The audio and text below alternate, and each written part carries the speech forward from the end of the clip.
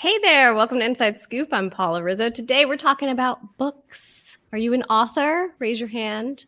Do you want to be an author? Raise your hand. If you fall into either of these categories, I have a secret for you. You are a business owner. Yes, running a book is like running a business. They're one in the same. So we're going to talk about it today because not everybody thinks of it that way. And I know this, as an author, I have 2 books about productivity.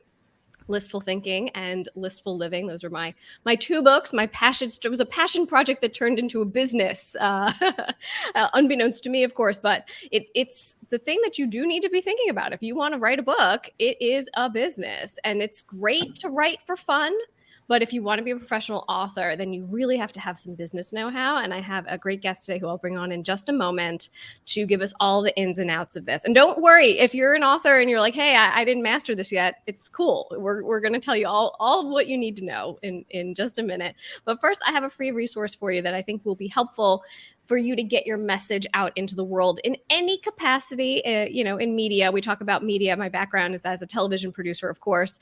But media now is anything, right? Any kind of media you want to do. This show is a form of media.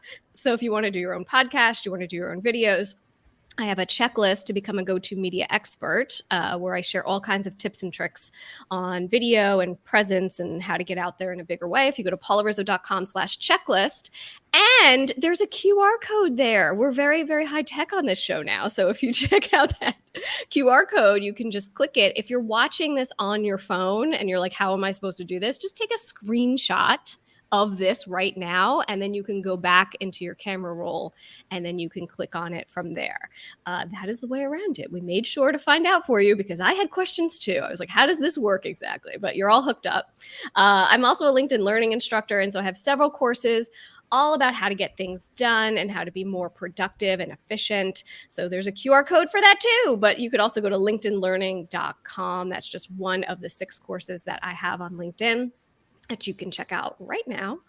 And I want to hear from you throughout this broadcast, whether you're watching live right now or you're watching the replay. Leave your questions below. We're going to be checking this out. So put this in the chat box below. Let us know what your questions are, or tag a friend, tag someone who you think might benefit from this conversation, someone who maybe has been talking about a book that they've been wanting to write for a really long time. Well, this is the conversation that they need to be in on.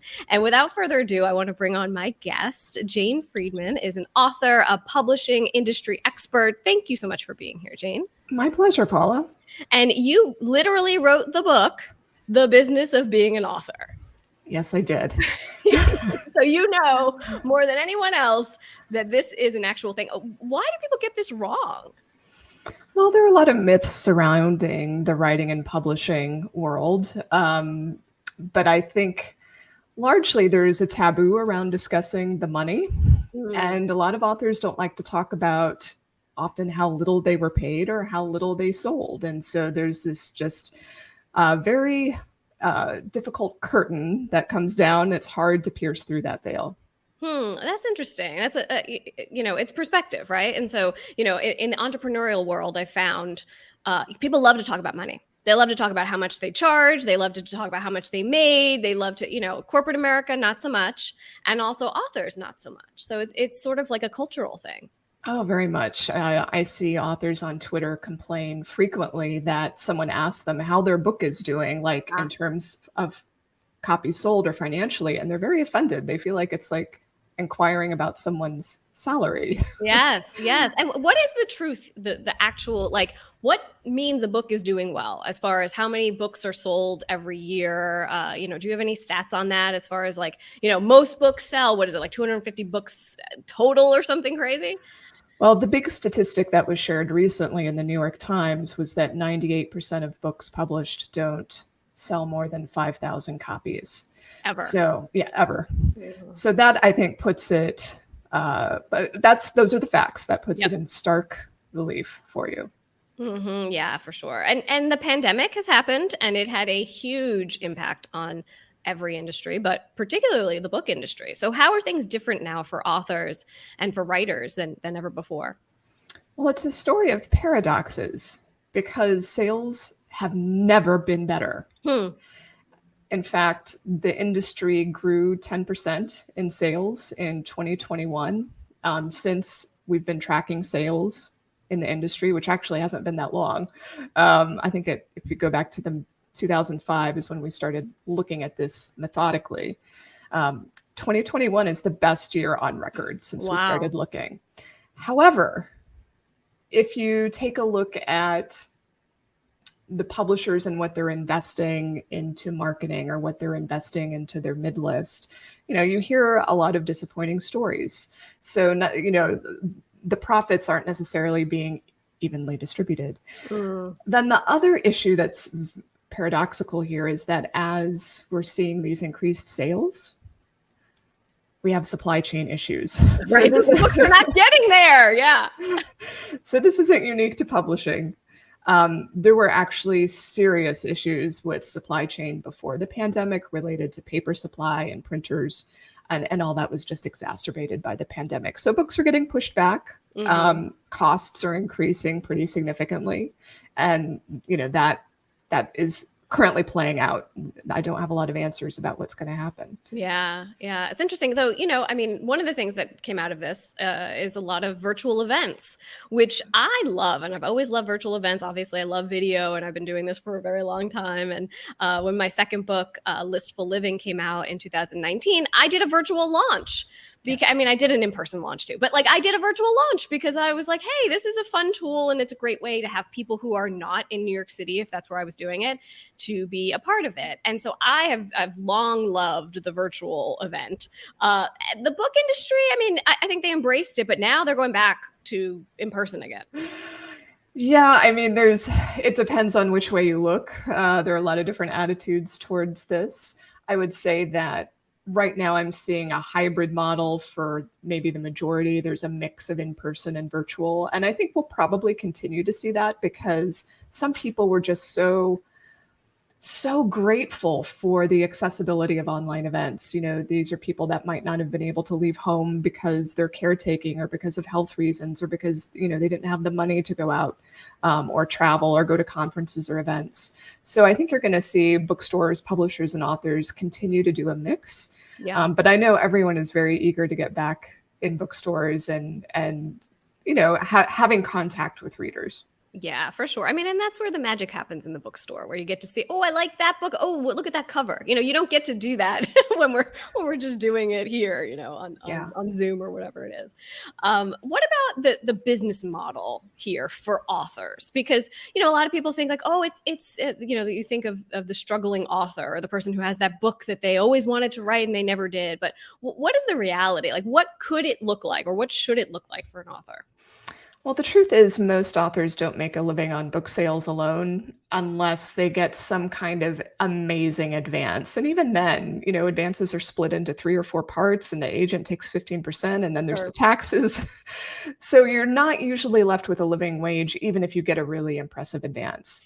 Even if your book sells really well, you're getting a royalty off of that. And sometimes the royalties are less than what authors might expect. So, your average $25 or $30 book, an author might be earning $2 or $3 off that. That's just ballpark. I'm not saying it, it could be lower, it could be higher. So you have to sell a lot of books, and that's after you earn out your advance. And I would say 70 to 80% of books don't earn out the advance. Wow, that is a huge number. Yeah. Wow. Yeah, that's something for people to think about too. If you're a first-time author and you're looking for a book deal and you really want to get your book out there and you're waiting for that huge advance, think about it because you're going to have to earn that out. Maybe you get a smaller advance and you earn it out faster. Yes. There are a lot of different strategies there. Agents certainly like the larger advance because it means a commitment from the publisher to, see books sell in order to recoup that investment. There's no right or wrong strategy, but I would say that it's great when you can earn out, and it tends to make the publisher, more eager to work with you on the next book. For sure. And that's the whole thing. It's a partnership here, and to be able to have a sustainable long-term career as an author, it should not be one and done. There are a lot of people out there teaching courses and things about, how to use a book to do multiple things, speaking and things. And that's great. It will get your foot in the door for those things. But if you do want to create a career and make money from your work. What advice do you have for writers? I would say it differs a lot between nonfiction and fiction. Mm-hmm. Nonfiction writers usually have a lot more options, or it's easier to make that connection between book and then some other profitable side business, whether that's speaking or consulting or offering online classes. Sometimes the book becomes the business card to get the great clients, or business, just any sort of business opportunity. Sure. For fiction writers, often you have to be more creative. It often involves reader engagement or knowing who your readers are. Patronage. So there are lots of ways now to have patrons, like literally Patreon. It's right there in the name. Oh, yes. Getting readers to pledge every month to support your work in exchange for accessibility or, chats with you, the author, or other perks. There's something called now the creator economy, which is nice in one regard, in that you see all of these social media sites and other platforms trying to find ways to reward people monetarily for being active on their platforms. Mm-hmm. So that's the good part. But these companies aren't altruistic, Right. and it's shifting sands. They're always changing the rules around. But nevertheless, whether it's YouTube or Instagram or Twitter or Facebook or any other number of sites, there are ways to make your activity pay off. And this is like, I'm just talking about like ground level. There are, of course, other advanced strategies. Yeah, for sure. And there's the offshoot of the book. I mean, you and I have both done this in our careers. We have online courses that we teach. We speak. I do a lot of consulting and things like that. So we have used the book to be able to then leverage other parts of our businesses and our careers. People don't always think of what else after that. Like, what will you do with the readers that you have? Like, they read the book, cool. And then what? What's next for them? What else can you give them? So that might be a good exercise for people to sort of think through as they're thinking about writing a book. Yes, I think every author has a demand curve. And so you want to think about populating that demand curve at every possible point. So on one end of the demand curve, there'll be lots of people who are very willing to take something you offer for free or for 99 cents or for a few bucks, like an ebook. Yep. And then at the other extreme of the demand curve, you've got, the private dinners and lunches and retreats and things where people want that access and that time with you for whatever reason. Wonderful. Well, we have a super fan in the audience, Miss AJ Harper, a friend of mine and yours, and she is thrilled. She's also been on this show before, so check back to the old archives to find her to find her episode. But she says, "So glad, love Jane, Paula. So glad you're having her on. I refer many of my students to her query classes." And yes, you teach many classes, query classes, how to write a proposal. I have been a student of your class. I told you this earlier. I took a class on how to write a proposal, a query letter, it is called, right? A query letter for fiction. Since I do have nonfiction books, I'm now learning the ropes of what fiction means and how you do that. And Jane has been an amazing instructor. So if we're going to show you how to get in touch with Jane to get on her email list. Actually, Allie, can we pull that up? Allie is my producer in the background. There's a QR code for this. So if you can get on Jane's newsletter, it is a fantastic newsletter that she sends out. Is it every other week, once a month? How often?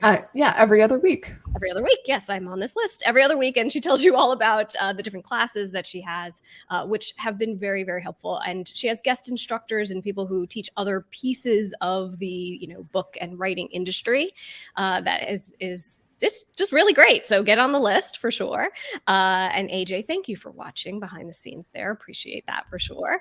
And I want to talk a little bit about fiction because, we mentioned nonfiction, and it is very easy for nonfiction authors to then leverage the books and get the speaking and, but fiction authors might not want to do that. So what is if you're not, Dan Brown and you're not making tons of money off these books, what do you do? Well, it depends on where you think your strengths lie. The fallback for many fiction writers and poets and memoirists has been teaching, teaching what they know, teaching the craft, like in MFA programs or more informally through community centers. So there's the teaching piece. Some are very talented editors, copy editors, copywriters. And so you'll see a lot of authors put out their shingle as a service provider for other authors because they just excel at this thing that they do, Sure. and then they can help others. And I mentioned patronage. I think there are some authors who are quite good at giving like access to short stories or works that they're working on in between the bigger projects, and then they give their ardent fans, access to that before anyone else. So that's another thing to think about, especially if you're a very prolific writer and you're not, maybe your publisher can't use all of the material that you're generating, but maybe your readers would love to have it and they're willing to pay for it. Interesting. That's a good move. I like that. Let's talk a little bit about self-publishing versus traditional publishing. I get this question a lot from media training clients. I work with lots of authors. I love working with, authors at any stage of their career, but I really love the first-time authors because I feel like I can give impart so much wisdom from my own publishing journey, and also those that I've seen of others. Because sometimes people think, oh, I'm going to get a publisher, my life is made. They are going to do everything for me. It's going to be awesome. I'm going to get pitched to the media. I'm going to be on the Today Show. This is going to be great. And then that doesn't exactly happen, and people get a little upset, and they think, oh, I should have self-published. That's so much better. Yes and no. Do you have the platform for that? Where are you going to, there's a lot of things on either side of this. What's your take? There is no single right path. It's going to differ by author and also by project. So I'm someone who has both self-published and traditionally published, and I think I chose the right path, fortunately, for each book. I had different goals with each book.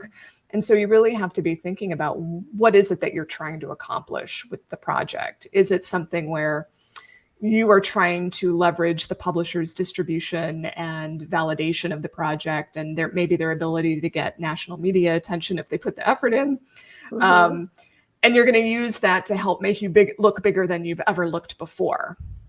Or is it something that you're going to be selling at the back of the room, or you want to use it as part of your business and it's going to complement classes you're teaching, or, and you don't really need a book sitting in Barnes and Noble.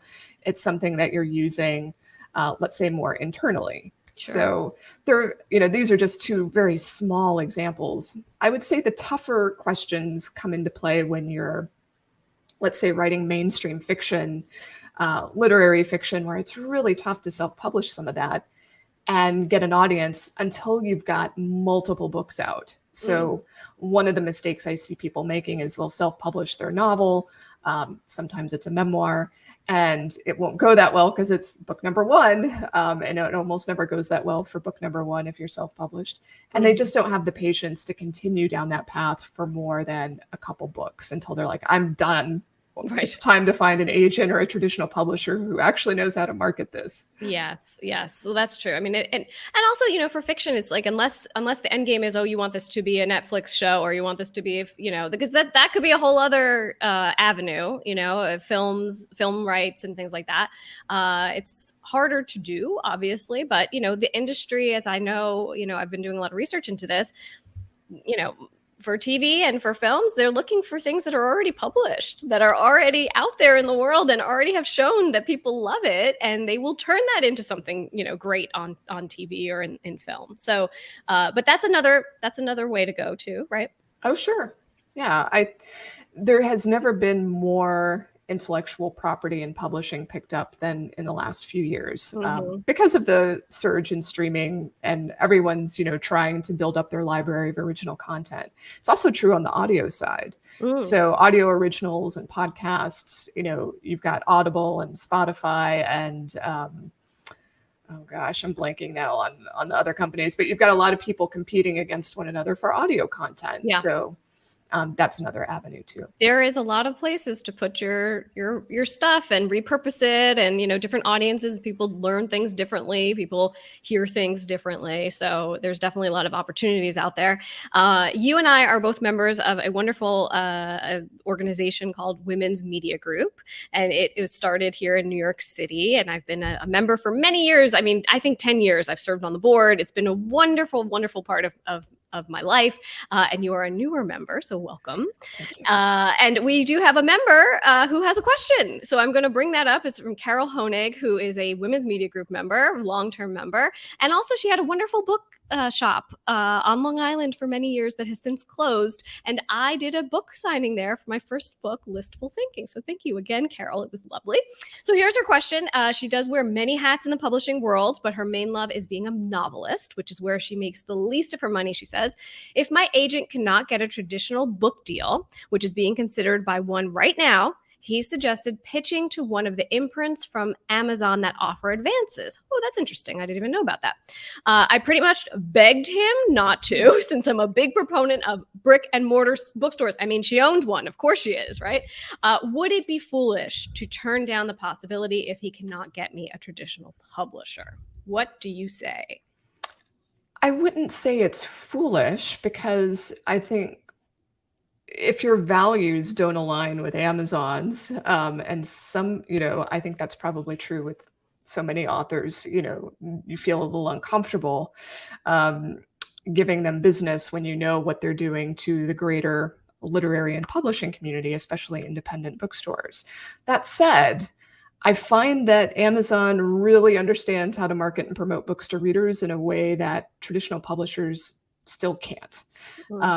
So what's going to happen is likely you're just going to see an amazing amount of customer reviews and uptake because of Amazon's power, like through its various programs, through Kindle Unlimited, through Amazon Prime. You're just going to see probably an increase in the exposure for the book that you publish for them, which hopefully, if you have other novels traditionally published, there's going to be this effect where you see those get more attention.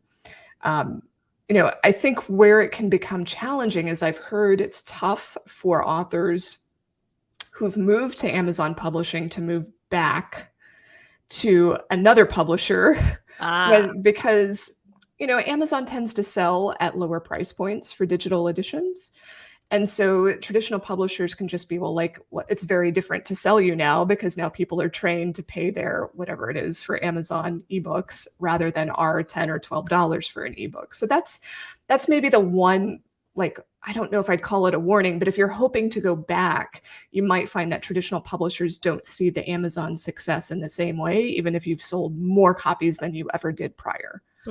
Interesting. Very good. Excellent insights there. But you might love it, Carol. Who knows?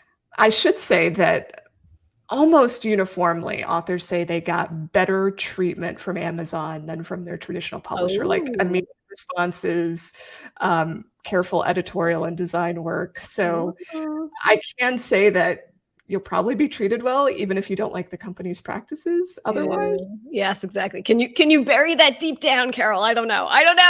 But Carol says, it was wonderful. Thank you for this. Thanks, Jane.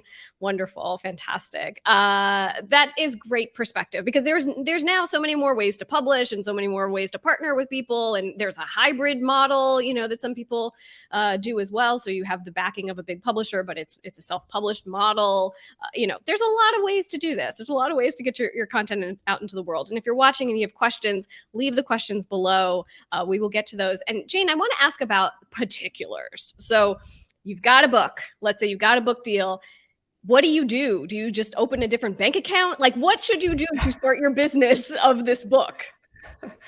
So what I would recommend is having separate accounting and bookkeeping and finances and accounts, et cetera, whatever needs to be done to separate the personal from whatever your author career, whatever is happening on that side, even if you feel like you're not earning enough to make it worthwhile. It's just so much cleaner at tax time.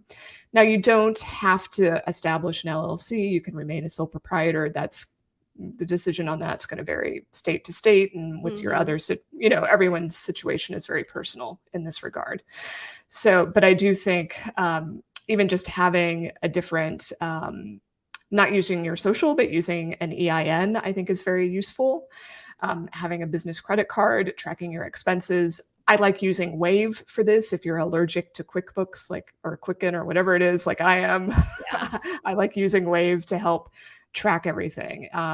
If anyone is listening to this is still using Excel to track Oh, income and expenses, please stop. I Please stop know. hurting yourself.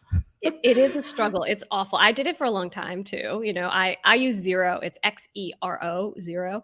And I did, as soon as I got that first book, I said, you know what? I need to separate this in my mind too, because that's a really good way to sort of step into being an author and saying, hey, this is a real thing on its own, separate from everything else that I'm doing. At the time I was a full-time TV producer. And so I wanted to sort of have its own life and its own world. And I did create a business around it, and now that's the business that I'm doing. So, it worked out for me that it ended up becoming my full-time gig. But yeah, having that mindset of just having things separate was really helpful, especially in the beginning. And it also helps you track it better to say, hey, is this actually, what is happening over here? Totally. What's going on? So that's definitely helpful. Well, Jane, this has been awesome. And I so appreciate your time and your insights. And, I want to direct people again to your newsletter if they're not on it. You can use our QR code right there. And again, if you're watching this on your phone, you can take a screenshot of this and then go back into your camera roll, and then you'll be able to click on that QR code. But if you could share a little bit about the things that you do share, and I know you also have a paid newsletter as well. So if you want to talk about that a little. Sure. The free newsletter is by far my most popular, and I share digital tools and resources in each issue. So it's like 4 tools. Because I nerd out on all of this stuff. And so I'm always finding new things that I want to talk about. And there are some other bits and pieces in there. I start with usually a personal anecdote of some kind, and then reader suggestions. Then I have a paid newsletter that's very much like industry wonk stuff. So if you love hearing about how authorship has changed during the pandemic, you'll love this newsletter. I talk a lot about marketing and publicity strategies at traditional publishers and for self-publishers, trends in the market, that sort of thing. Fantastic. Well, wonderful. Well, thank you. I hope everybody gets on there. I know somebody who's going to, AJ Harper. She's a big fan. Again, she says, thanks, Jane. We haven't met, but I'm a big supporter of yours. And thanks, Paul. You always have great guests. Yes. Thank you. Thank you. Thank you, AJ. Thank you, Jane. To be continued. I'm sure we'll have much more to talk about in the days and years to come, for sure. Indeed. Yes. Thank you. Yes, of course. And to all of you, thank you for watching. Leave any comments, questions below. If you're watching the replay, we will get to you for sure. Send this to your friends who you think might need some of this info. And again, if you go to my website, you can check out my checklist to become a go-to media expert. If you go to paularizzo.com/checklist, or you can use the QR code, because we're very cool like that now. This is our new thing. We love QR codes. We're very hip and savvy on this show. So thank you for watching, and I look forward to seeing you next time.